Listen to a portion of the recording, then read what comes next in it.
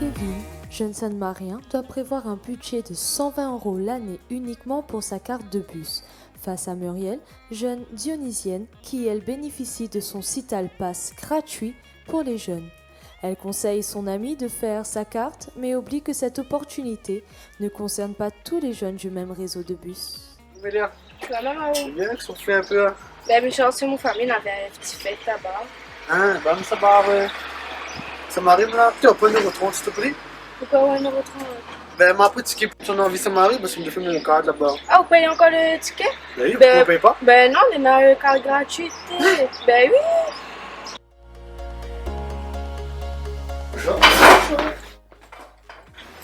C'est pourquoi? En fait, je suis venu ici pour faire mon Cital Pass. Est-ce que je pourrais avoir vos papiers, s'il vous plaît? Oui, bien sûr. Voilà. Merci. Ah, vous habitez à Sainte-Marie? Oui, si c'est un problème. Oui, parce que le pass pour les jeunes, c'est que sur Saint-Denis. Ah, on m'avait pas dit ça.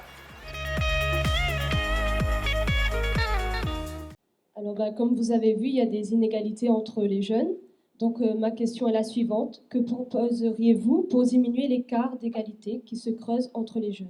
Le sujet était sur Saint-Denis, donc on va juste réagir. Je reconnais effectivement que c'est une situation un peu déroutante, parce que sur le territoire sinorien, effectivement, c'est vrai que c'est pas très cohérent. Saint-Denis a fait le choix effectivement de proposer le bus gratuit jusqu'à 26 ans maintenant.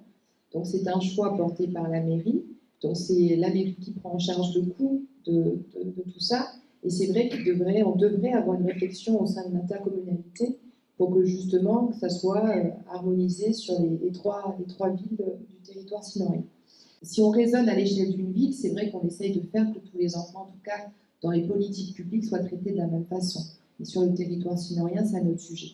Donc je pense effectivement que les politiques devraient travailler un peu plus ensemble plutôt que chacun de regarder sa ville, sa collectivité, et qu'on devrait justement réfléchir à l'échelle régionale pour qu'il y ait moins d'inégalités dans les politiques publiques qu'on propose justement aux jeunes. Il faut faire attention aux mots aussi, et là aussi c'est pour moi je suis bienveillant à votre égard et pour vous expliquer.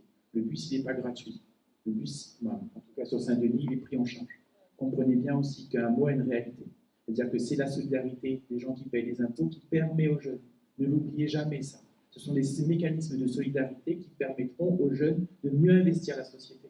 Moi, c'était ma première campagne électorale. On m'a dit, je suis trop jeune et tu fais inexpérimenté. Et pourtant, j'ai 37 ans. Déjà, il faudra se poser la question, jusqu'à quel âge on est jeune, déjà. Parce qu'en fonction de l'endroit où on est, on peut être jeune, par exemple, je ne sais pas, moi, dans le sud, on peut avoir une politique publique pour les jeunes jusqu'à 30 ans, et on arrive à la Sinor, jusqu'à 40 ans, on est jeune. Donc c'est ça aussi. Mais là aussi, c'est une question d'échelon. Chaque aussi élu et chaque collectivité a ses responsabilités. Je crois qu'aujourd'hui, si on veut répondre à l'urgence, à ce problème d'inégalité et de discrimination, c'est de voir aussi comment chacun prend sa part. On ne peut pas faire peser sur le poids des jeunes le bénévolat, on peut faire peser sur les jeunes le fait que c'est eux qui doivent se mobiliser pour les discriminations contre l'égalité. Non. Voilà, pour le climat par exemple, c'est l'ensemble de la société qui doit se mobiliser.